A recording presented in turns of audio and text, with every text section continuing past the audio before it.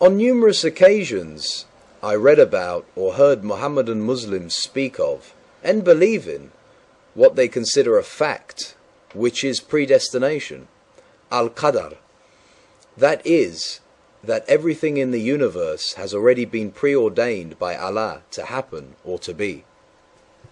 Muhammad in his Quran makes it absolutely clear his belief in the predestination of all of life, as well as of everything else, whether animate or inanimate in this universe. All living creatures have been preordained by Allah even before their creation. There is and can never be free will and or freedom of choice under the cult of Muhammadan Islam. The study of the Quran and the Ahadith shows very clearly and unambiguously that they have not been able to bridge the diametrically opposite views of human destiny or predestiny. This condition is untenable, and no amount of intellectual or theological contortions thought out by the followers of Muhammad can rectify or change the situation. This dichotomy renders most of the Quranic verses utterly meaningless from both the logical and the theological points of view, as will be shown. Chapter 3, verse 145. Nor can a soul die except by Allah's leave, the term being fixed as by writing. It is upon such repeated verses that the followers of Muhammad deny the concept of human free will. Their Allah had predestined their entire life for good or for evil. Chapter 4, 52. And those whom Allah hath cursed, thou wilt find have no one to help. Again and again, the Quran alleges that Allah, the merciful and compassionate, predestines many of His own creation to hellfire without any fault of their own. The God of Israel, on the one hand, is very clear in the Bible in allowing mankind to have the free will to choose between good or evil and be judged accordingly.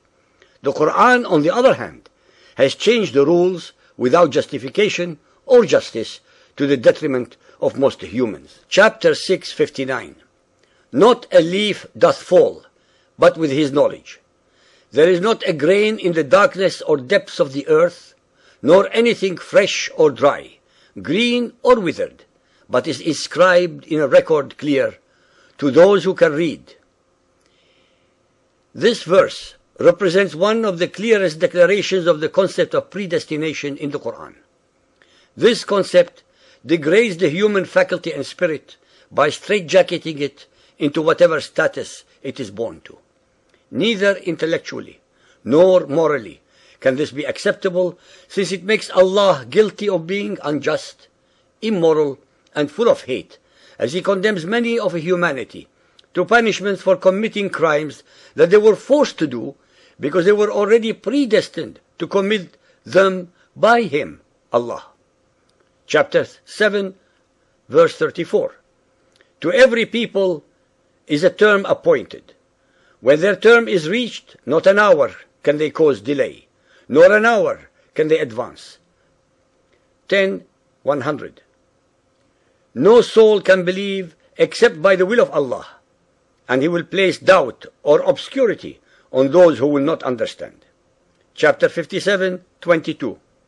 No misfortune can happen on earth or in your souls, but is recorded in a decree before we bring it into existence. We do not have time to recite many more such verses in the Quran and Hadith that the listeners can read at their leisure on our advertised website. I would like to end with two of the most remarkable and revealing hadiths. Sahih al-Bukhari Hadith 6.473, narrated by Ali. Muhammad said, "There is none among you, and no created soul, but has his place written for him either in paradise or in the hellfire, and also has his happy or miserable fate in the hereafter written for him." This hadith clearly states from Muhammad's own mouth the dogma of predestination. Al-Tirmidhi Hadith number 96, narrated by Abdullah ibn Umar. Allah's Messenger went out and he had in his hand 2 books. He said, "Do you know what these 2 books are?" We said, "Allah's Messenger, we do not know, but only that you inform us." Thereupon he said, "This one which my right hand possesses is a book from the Lord of the worlds. It contains the names of the inmates of paradise, and the name of their forefathers, and those of their tribes. It is most exhaustive, and nothing will be added to it, nor anything eliminated from it, up to eternity." He then said, "This one in my left-hand side is a book from the Lord of the worlds. It contains the names of the denizens of hell, and the names of their forefathers and their tribes. It is also exhaustive, to the end that nothing will be added to it, or nothing will be eliminated from it." The companions said, "Allah's Messenger, if this is the case, then where lies the use of doing a deed if the affair is already decided?" Thereupon Muhammad said, "Stick to the right course and remain as close to it as possible." Ladies and gentlemen, even his most illiterate, gullible, superstitious and unlearned followers were able to ask the most important and pertinent question regarding Muhammad's concept of predestination, for which they did not get a satisfactory answer, because in reality only the following conclusions can possibly make sense. Item 1. If people are predestined, then there is absolutely no need for religion. Without the need for religion, then there is definitely no need for prophets.